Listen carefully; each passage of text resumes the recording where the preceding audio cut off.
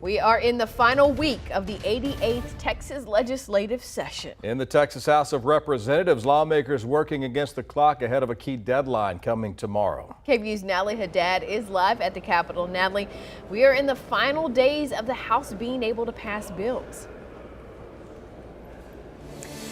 Hi, Ashley. Hi, Brian. We definitely are in those last few days, and it can definitely be felt here. The House is moving fast today.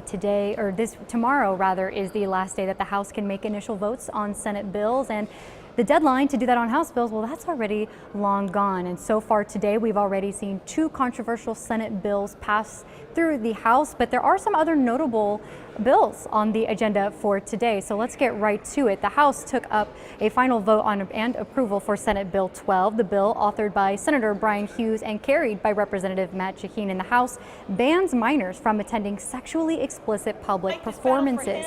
It initially targeted drag shows, but the House removed the drag performance language, making the prohibitions more broad. Senate Bill 12 will now go back to the Senate. The House also gave final approval for Senate Bill 17. Now, this bill by Senator Brandon Creighton and carried by Representative John Quempel in the House would ban public colleges and universities from having diversity, equity, and inclusion offices and programs. Ahead of the vote, Democrats stood together talking about the negative impacts this bill will have on Texas.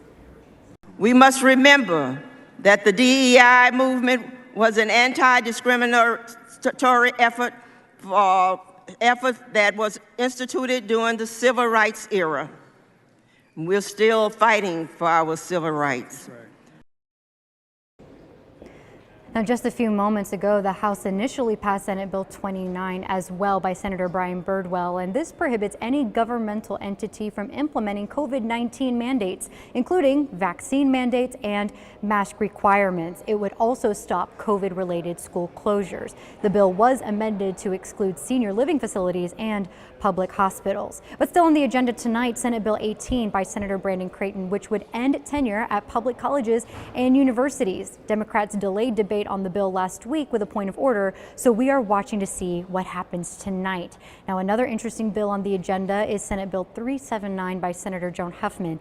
It exempts family care items, including menstrual care items, maternity clothes, and baby products from sales tax. The House already passed a similar bill, but will now take up the near identical Senate version. Now, again, tomorrow is the last day the House can make initial votes on Senate bills. So tonight and tomorrow expected to be long days for the Texas House of Representatives.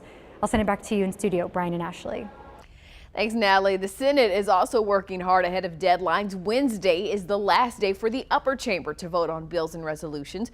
Members passed a number of key bills today, so let's take a look at a few of them. House Bill 30 closes what is known as the dead suspect loophole. Right now, law enforcement agencies and prosecutors don't have to release information about criminal cases that don't result in a conviction. And if the suspect dies, that information is never released. This bill allows information to be released if the suspect is dead or incapacitated and other people mentioned in the information consent to the release. That bill goes back to the House to approve amendments. House Bill 2019 removes the statute of limitations for suspects to be charged with burglary of a habitation with intent to commit sexual assault. Right now, those charges have to be filed within 5 years, but because of the state's rape kit backlog, it can take longer than 5 years to test the kits. Under the bill, charges can still be filed as long as the DNA was collected or if there is a future match on a DNA sample.